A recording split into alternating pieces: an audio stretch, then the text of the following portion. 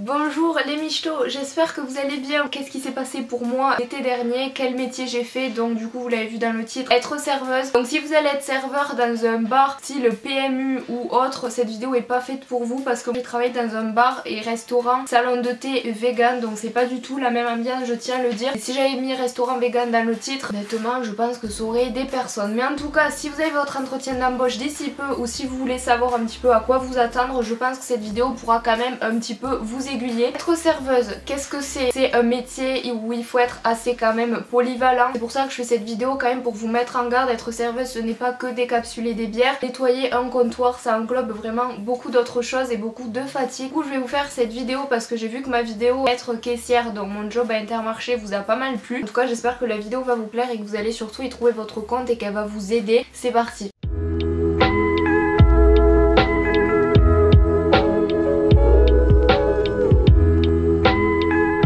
J'ai mis des petites annonces partout pour faire du babysitting, du ménage chez les gens. Du coup je n'avais pas du tout postulé à cet emploi là. C'est eux qui m'ont contacté via mon annonce de babysitting. Donc c'est vraiment le seul endroit où j'avais pas postulé et j'ai été prise sans avoir même déposé candidature. Donc j'étais trop contente. Du coup au début c'était le feu. Genre j'arrive, je vivais ma meilleure vie, j'étais même contente d'aller au travail. Un patron et son ex, donc ils étaient gays. Il avait embauché son ex en tant que salarié. Le mec qui était salarié, il pensait un peu c'était son salon. Il était très carré, très maniaque vraiment. Pas commencer en disant des trucs mal alors que c'était fabuleux, mais du coup mon patron était adorable, il m'a recruté et m'a donné un entretien d'embauche. J'avais même pas eu mon CV ni ma lettre de motivation, on s'était juste échangé quelques mots parce que j'avais été déposer une annonce babysitting dans son salon de thé. J'avais complimenté sur le salon en pensant pas du tout candidater parce que je pensais pas qu'ils allaient chercher du personnel. Du coup c'était quelqu'un de très ouvert d'esprit, passionné par l'art, la musique, etc. Donc c'était quelqu'un avec qui je pouvais avoir beaucoup de conversations et on avait vraiment une lignée directive assez similaire sur beaucoup de sujets,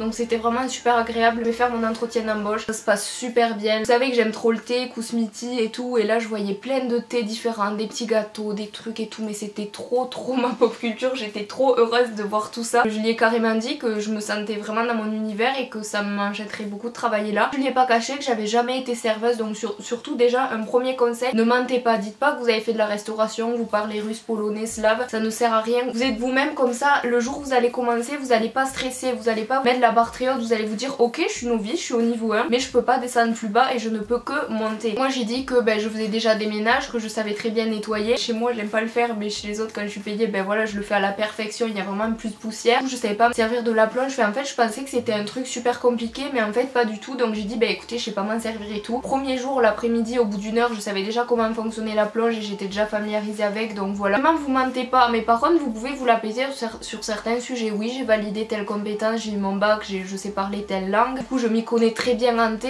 je sais la différence entre le thé blanc et le thé noir, ne pas confondre les verveines et les tisanes, enfin voilà, je lui ai dit que vraiment que là de ce côté là j'avais pas besoin à apprendre. Je suis même pas arrivée avec une lettre de motivation parce que je savais qu'il était déjà intéressé, mais bon si vous voulez doubler vos chances allez-y, mais comme je vous ai dit mon entretien n'était pas prévu. Faut vraiment que vous soyez honnête, à la cool pour que tout se passe bien. Par exemple n'hésitez pas à vous vendre sur le fait que vous êtes jeune et dynamique. Vous êtes jeune ça veut dire quoi? Que vous êtes né avec la technologie et que Instagram, Twitter, Facebook, tout ça n'est pas un secret pour vous. Mais par exemple lui il était assez vieux, pas du tout à l'aise avec la technologie et moi je dis écoutez moi je pourrais vous aider, on peut développer des trucs. Je leur ai créé un compte Instagram, d'ailleurs vous avez été nombreux à suivre sur le compte pendant cet été, donc mon patron était très content. Pourquoi je veux parler de mon expérience en restaurant et en salon de thé vegan? Simplement parce que c'est pas du tout la même mentalité. Les clients sont assez bourges, anglais, hollandais, un peu hippie, bobo, enfin il y a très peu de cas sociaux, d'alcooliques, etc.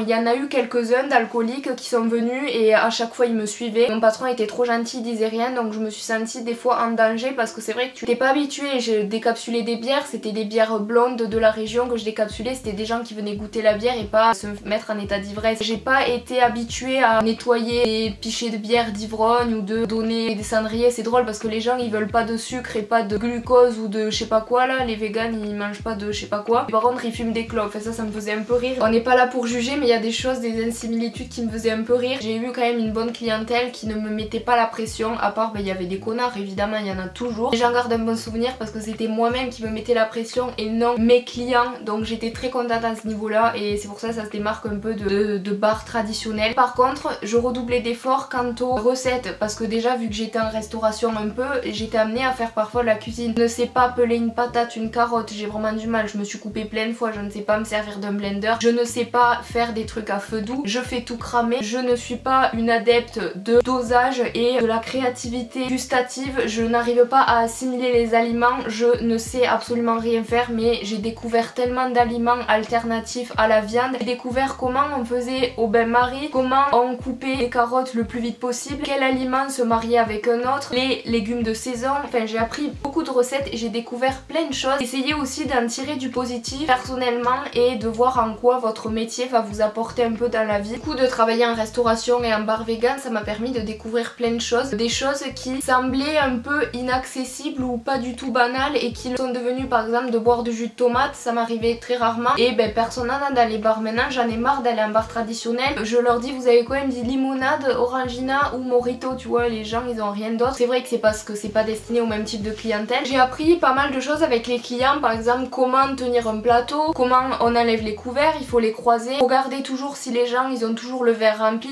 et sinon allez leur proposer quelque chose ou leur remplir la carafe. Un seul balayement d'œil, tu dois voir ce qui manque dans quelle table. Le pire c'est quand t'as une famille de 10 qui arrivent et qui prennent chacun un truc différent, un truc chaud, un truc froid, un gâteau, un truc. Tu commences par quoi? Par le café? Ben non parce qu'il va refroidir. Tu commences par quoi? Les glaces? Ben non parce qu'elles vont fondre. Donc tu fais les boissons sucrées et ensuite t'enchaînes. Enfin c'est super dur. Surtout que j'avais une associée qui était son premier boulot d'été, donc en plus de tout ça je devais en plus former la fille. Elle était tout le temps sur son téléphone et tout. Enfin, elle était trop gentille et tout, mais des fois j'avais l'impression de travailler pour deux, tu vois. Quand elle est partie c'était mieux. Du coup j'avais pas quelqu'un d'autre à penser, tu vois. Elle était assise, elle me regardait, je vidais la plonge, je la regardais. Elle me disait ça va? Je dis oui oui. Elle vient pas. Elle venait même pas m'aider. Genre et le patron ne disait rien. Quand j'ai eu ma paye du mois de juillet, j'ai été payée 1002 euros, genre 1002 euros, pas 1200 mais 1000, vraiment 2 euros. J'ai été choquée parce que je leur ai créé un Instagram, j'ai appris super vite et je travaillais vraiment très bien, genre sans me vanter, j'ai vraiment travaillé au top,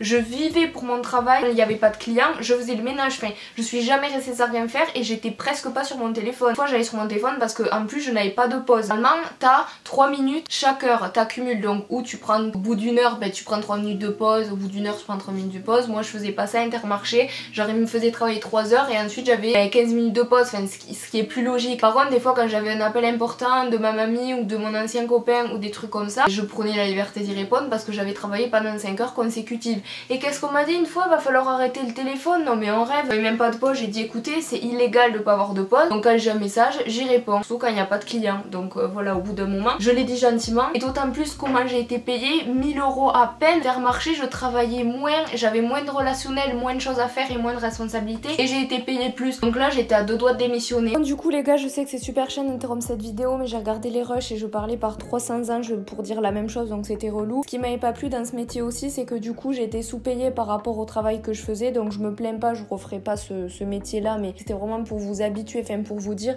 que du coup vous allez forcément être sous-payé par rapport à toutes les choses que vous devez réaliser. Ce qui m'avait saoulé aussi c'est qu'en fait pendant le mois d'août j'avais été payée pareil une misère et en plus la fille Cindy, du coup on va l'appeler, a démissionné, enfin elle est partie et du coup j'ai dû former encore un autre serveur, donc c'était un mec pareil qui avait 25 ans, qui n'avait jamais travaillé, donc j'ai dû en plus m'occuper de lui. Il est parti du jour au lendemain, on sait pas pourquoi d'ailleurs, mon patron a même pas pété un câble, il est vraiment jamais revenu le lendemain sans me prévenir. Ensuite j'ai dû former encore une autre personne qui était jamais là, donc du coup j'étais toujours toute seule et des fois il venait, enfin ça c'était horrible et c'est pour ça aussi que j'ai pas aimé entre guillemets être serveuse parce que du coup j'étais toujours rencontrer de nouvelles personnes et m'adapter et je devais faire en gros le travail de formation pour les autres alors que je devais travailler en même temps et j'ai trouvé ça très dur. Je voulais vraiment vous expliquer un peu les côtés positifs et négatifs, de pas trop prendre votre métier forcément à cœur comme moi je l'ai fait. En fait je me foutais tellement la pression qu'il y avait des trucs que j'oubliais, ça me faisait du mal quand on me les reprochait alors que je le savais, tu vois. En tout cas c'était vraiment cool pour moi de travailler là et pas dans un bar classique. Les aspects positifs c'est que du coup les clients étaient cool, l'ambiance était sympa. pas. J'ai découvert plein de recettes de cuisine, rencontré mon patron, quelqu'un qui a très bon cœur et c'est une très belle personne. J'étais pas très loin de mes amis, j'étais dans ma région, j'ai appris beaucoup de choses. Et les côtés négatifs du coup c'est ma paye, c'est les pourboires. Si ça je vais en parler juste après des pourboires, par rapport à du coup ma paye comme je l'ai dit et à la fatigue parce que je n'avais pas de vie sociale. J'ai eu beaucoup de mal à tourner des vidéos, d'autant plus que je ne vivais plus chez moi, j'étais chez mon ancien copain. Je dépendais et de mon travail et des gens avec qui je vivais pour faire mes vidéos et c'était très compliqué pour moi d'entretenir ma chaîne YouTube et de vous satisfaire. Pour les pourboires je vais en parler. Donc les pourboires on est d'accord, moi j'avais fait une boîte tips et chacun mettait des trucs qu'on partageait avec les serveurs. Attention, je souligne les gens qui travaillent et qui ont des relations avec les gens et qui notre personnalité plaît, donc on nous donne des pourboires à nous, on est d'accord. Ou ils te donnent des pourboires et tu le gardes dans ta poche et c'est des pourboires. Ils disent on va partager les pourboires avec les salariés, enfin les gens qui travaillent. Il n'y a pas de souci, donc il y avait moi et il y avait appelée Cindy parce que je vais pas dire son vrai prénom, on ne sait jamais. Elle s'appelait Cindy. C'était logique, on travaillait toutes les deux donc pas de souci, on partageait. Si un jour elle allait avoir 20 € de pourboire, j'allais bien être contente qu'on les sépare en deux si moi j'avais eu 2 € tu vois. Donc même c'est comme ça, c'est le partage, c'est le principe et c'est comme ça. Moi je fais une boîte tips etc parce que sinon personne n'allait le faire à part moi. Du coup vient le fin de mois de juillet, il dit bon du coup j'ai partagé en 4. Pardon. Il me dit oui on va partager pour, on va l'appeler Bernard. J'ai partagé pour Bernard, donc du coup son ex, Nathalie, on va l'appeler comme ça, celle qui fait la cuisine, Cindy, moi, Bernard et la meuf qui fait la cuisine, alors que eux ils ne voient jamais les clients et surtout que Bernard l'ex était pas du tout aimable avec les clients qui lui demandaient la différence entre tel et tel thé. Moi j'expliquais, j'adorais, je parlais et tout et lui il disait y a pas de caféine et y a pas de pêche tu vois. Il disait des trucs méchants, par exemple des gens ils venaient, ils demandaient un café et la wifi, on avait la possibilité de donner la wifi aux gens, ils disaient oh mais si on lui donne la wifi il va rester 2 heures et alors ça va te coûter plus cher. Enfin le mec pas du tout dans le relationnel et pas du tout dans le bon cœur, je ne sais même pas ce qu'il faisait dans ce métier. Il méprisait les gens qui mangeaient de la viande, qui n'avaient pas le même avis que lui. C'était vraiment un gros cliché extrémiste. Et pourtant il roulait un mini Austin qui pollue un max. Enfin je ne comprends pas. Et plein de similitudes comme ça qui m'ont fait ne pas aimer sa personnalité. J'ai failli me barrer 2 fois du restaurant, j'ai failli démissionner à cause de lui. Un jour j'en ai pleuré dans les toilettes, j'ai appelé des potes et tout, j'ai dit qu'est-ce que je fais. Ça me rendait folle de donner mes pourboires à ce mec là. Des fois il y avait des gens, ils venaient payer à la caisse et à un moment on m'a donné 20 € de pourboire. 20 €, c'est énorme. Il le met dans le truc tips et la famille elle me regarde parce qu'ils parlaient anglais, du coup je leur avais parlé en anglais pour les servir, du coup ils étaient ravis. C'est un billet de 20 € dans le tips et du coup il y avait tout le monde qui regardait, genre ils savaient. Super, ma carte était pleine, ils savaient que les sous allaient aller pour eux, mais les anglais clients, les clients anglais ils ne savaient pas. Au bout d'un moment quand j'ai vu comment étaient partagés les pourboires, surtout que des fois il restait 2-3 € dans la cagnotte et ils disaient bon on les comptera plus tard et au final c'était quelqu'un d'autre qui les prenait tu vois. Dès qu'il y avait même quelques centimes et tout, je les prenais, je les mettais même pas dans la boîte parce que ça me dégoûtait à force. Donc du coup voilà un peu mon expérience du métier de serveuse. Globalement j'en tire du positif mais je suis un peu mitigée parce que niveau paye ça ne suivait pas. Je donnais beaucoup de ma personne pour petit salaire alors qu'à Intermarché, c'est vrai que humainement parlant c'était beaucoup mieux ce métier parce que j'ai rencontré pas mal de gens et j'ai appris plein de recettes comme je vous l'ai dit et plein de choses, et physiquement c'était très dur et la paye ne suivait pas par rapport à tout ce qu'on me demandait de faire. Du coup malheureusement j'ai remarqué que dans les bars traditionnels style Orangina, Coca et bière, t'étais pas payé aussi une misère et pour de l'atrocité aussi de la part des patrons, c'est vraiment une usine à personne, à user jusqu'à la moelle tu vois. Donc c'est vrai que serveur c'est un métier assez ingrat, surtout si les clients ne sont pas aimables. Je crois que j'ai tout dit. Si vous avez des questions n'hésitez pas à me les poser en commentaire, j'y répondrai. Je réponds vraiment à tout le monde donc il n'y a pas de problème. Quoi, voilà mon expérience, mes tips et mes conseils. Postulez, n'hésitez pas à trouver un petit bar qui peut vous correspondre. J'embrasse très très fort, j'espère vraiment que cette vidéo ait pu vous aider. Je vous laisse me parler en commentaire, me dire vos avis, me retrouver sur ma chaîne de vlog et ma chaîne d'ASMR. Je vous fais d'énormes bisous et je vous retrouve du coup vendredi prochain pour une nouvelle vidéo. Bye.